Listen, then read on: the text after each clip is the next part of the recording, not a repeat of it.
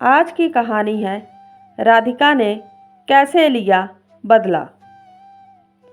निर्मला से सट कर बैठा संतोष अपनी उंगली से उसकी नंगी बांह पर रेखाएं खींचने लगा तो वह कसमसा उठी। जिंदगी में पहली बार उसने किसी मर्द की इतनी प्यार भरी छुअन महसूस की थी। निर्मला की इच्छा हुई कि संतोष उसे अपनी बाहों में भरकर इतनी जोर से भींचे कि निर्मला के मन की बात समझकर संतोष की आंखों में चमक आ गई। उसके हाथ निर्मला की नंगी बाहों पर फिसलते हुए गले तक पहुंच गए, फिर ब्लाउज से झांकती गोलाइयों तक। तभी बाहर से आवाज सुनाई पड़ी, दीदी चाय बन गई है। संतोष हड़बड़ाकर निर्मला से अलग हो गया, जिसका चेहरा एकदम तमतमा उठा था, लेकिन मजबूरी में वह होंठ काट कर रह गई। नीचे वाले कमरे में छोटी बहन उषा ने नाश्ता लगा रखा था। चाय नाश्ता करने के बाद संतोष ने उठते हुए कहा, अब चलूं, इजाज़त है, कल आऊँगा, तब खाना खाऊंगा। कोई बढ़िया सी चीज़ बनाना, आज बहुत ज़रूरी काम है इसलिए जाना पड़ेगा। अच्छा 5 मिनट तो रुको, उषा ने बर्तन समेटते हुए कहा। मुझे अपनी एक सहेली से नोट्स लेने हैं, रास्ते में छोड़ देना, मैं बस 5 मिनट में तैयार होकर आती हूँ। उषा थोड़ी देर में कपड़े बदल कर आ गई। संतोष उसे अपनी मोटरसाइकिल पर बैठाकर चला गया। उधर निर्मला कमरे में बिस्तर पर गिर पड़ी और प्यास अधूरी रह जाने से तड़पने लगी। निर्मला की आंखों के आगे एक बार फिर संतोष का चेहरा तैर उठा। उसने झपट कर दरवाज़ा बंद कर दिया और बिस्तर पर गिरकर मछली की तरह छटपटाने लगी। निर्मला को पहली बार अपनी बहन उषा और माँ पर गुस्सा आया। माँ चाय नाश्ता बनाने में थोड़ी देर और लगा देती तो उनका क्या बिगड़ जाता। उषा कुछ देर उसे और ना बुलाती तो निर्मला को वह सब कुछ जरूर मिल जाता जिसके लिए वह कब से तरस रही थी। जब पिता की मौत हुई थी तब निर्मला 22 साल की थी। उससे बड़ी कोई और औलाद ना होने के चलते बीमार माँ और छोटी बहन उषा को पालने की जिम्मेदारी बिना कहे ही उसके कंधे पर आ पड़ी थी। निर्मला को एक प्राइवेट फार्म में अच्छी सी नौकरी भी मिल गई थी। उस समय उषा 10वीं जमात के इम्तहान दे चुकी थी, लेकिन उसने धीरे धीरे आगे पढ़कर बीए में दाखला लेते समय निर्मला से कहा था, दीदी माँ की दवा में बड़ा पैसा खर्च हो रहा है, तुम अकेले कितना बोझ उठाओगे। मैं सोच रही हूँ कि 2-4 ट्यूशन कर लूँ तो 2-3 हज़ार रुपये बड़े आराम से निकल जाएंगे, जिससे मेरी पढ़ाई के खर्च में मदद हो जाएगी। तुझे पढ़ाई के खर्च की चिंता क्यों हो रही है? मैं कमा रही हूँ ना, बस तू पढ़ती जा, निर्मला बोली थी। अब निर्मला 30 साल की होने वाली है। 1-2 साल में उषा भी पढ़ लिख कर ससुराल चली जाएगी तो अकेलापन पहाड़ बन जाएगा। लेकिन एक दिन अचानक मौका हाथ लगा था तो निर्मला की सोई इच्छाएं अंगड़ाइयां लेकर जाग उठी थी। उस दिन दफ्तर में काम निपटाने के बाद सब चले गए थे। निर्मला देर तक बैठी कागजों को चेक करती रही थी।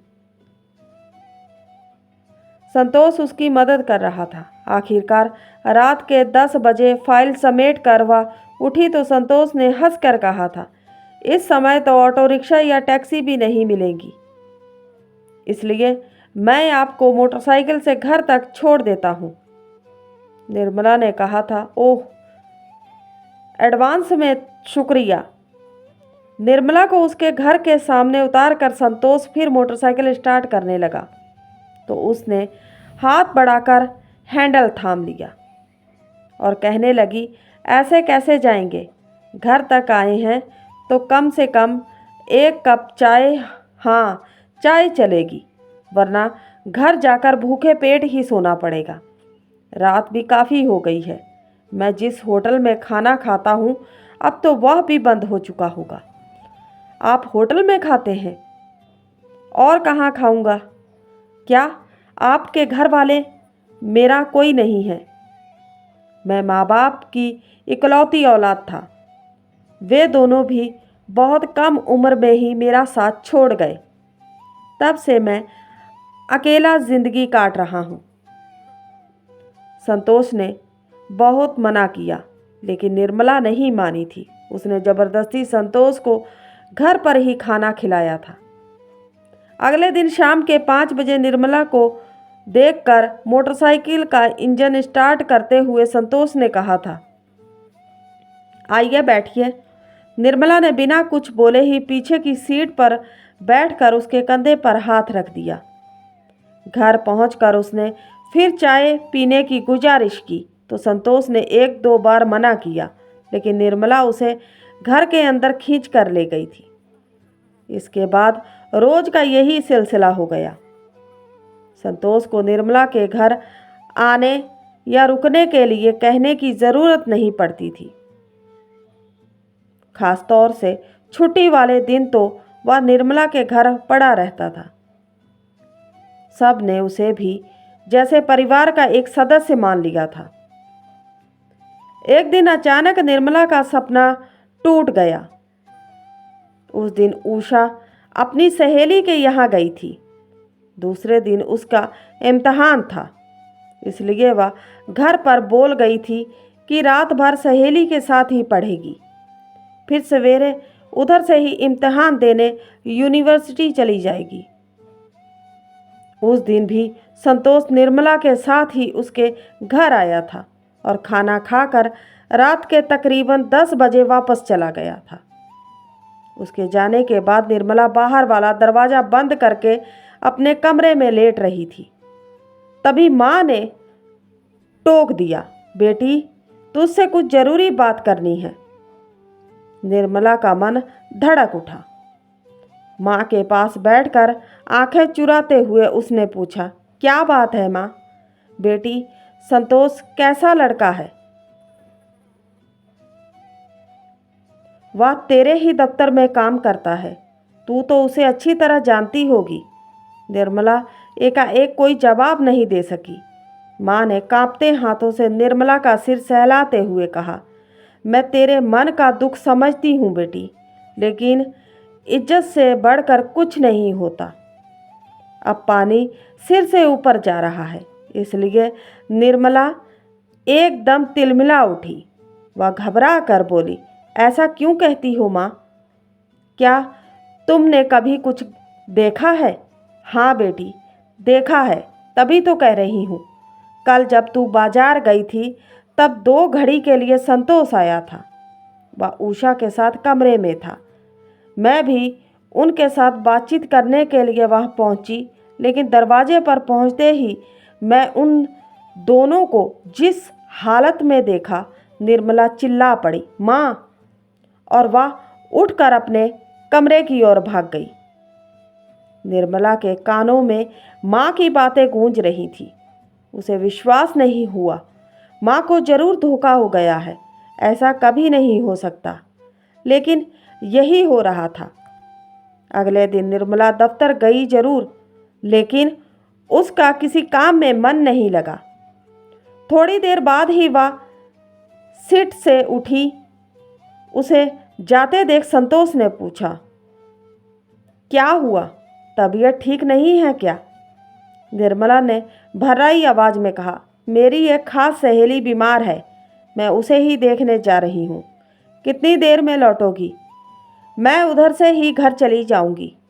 बहाना बनाकर निर्मला जल्दी से बाहर निकल आई। ऑटो रिक्शा करके वह सीधे घर पहुँची। माँ दवा खाकर सो रही थी। उषा शायद अपने कमरे में पढ़ाई कर रही थी। बाहर का दरवाज़ा अंदर से बंद नहीं था। इस लापरवाही पर उसे गुस्सा तो आया, लेकिन बिना कुछ बोले चुपचाप दरवाज़ा बंद करके वह ऊपर अपने कमरे में चली गई। इसके आधे घंटे बाद ही बाहर मोटरसाइकिल के रुकने की आवाज़ सुनाई पड़ी।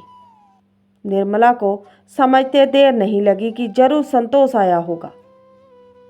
निर्मला कब तक अपने को रोकती। आखिर नहीं रहा गया तो वह दबे पैर सीढ़ियां उतरकर नीचे पहुंची। माँ सो रही थी।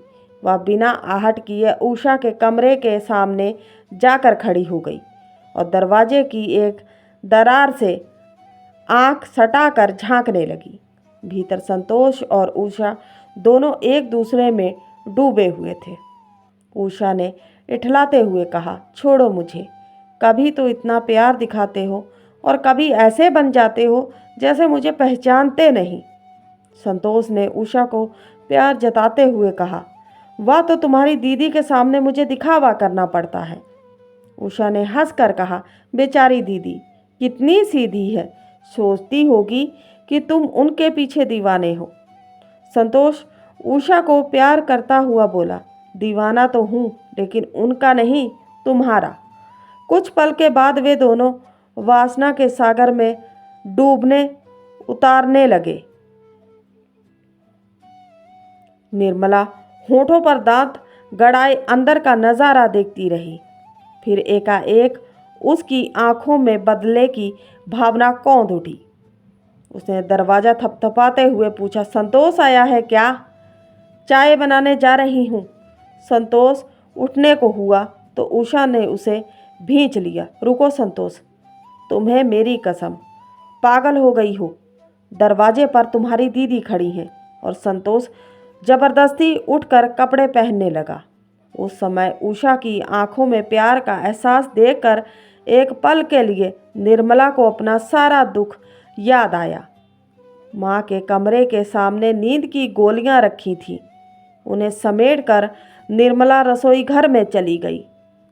चाय छानने के बाद वह एक कप में ढेर सारी नींद की गोलियां डालकर चम्मच से हिलाती रही। फिर ट्रे में उठाए हुए बाहर निकल आई। संतोष ने चाय पीकर उठते हुए आंखें चुरा कर कहा, मुझे बहुत तेज नींद आ रही है, अब चलता हूँ, फिर मुलाकात होगी। इतना कहकर संतोष बाहर निकला और मोटरसाइकिल स्टार्ट करके घर के लिए चला गया। दूसरे दिन अखबारों में एक खबर छपी थी। कल मोटरसाइकिल पेड़ से टकरा जाने से एक नौजवान की दर्दनाक मौत हो गई। उसकी जेब में मिले पहचान पत्रों से पता चला कि संतोष नाम का वह नौजवान एक प्राइवेट कंपनी में काम करता था। तो उम्मीद करते हैं आज की कहानी अच्छी लगी है तो सपोर्ट कीजिए। मिलते हैं किसी नई कहानी के साथ, तब तक के लिए बाय।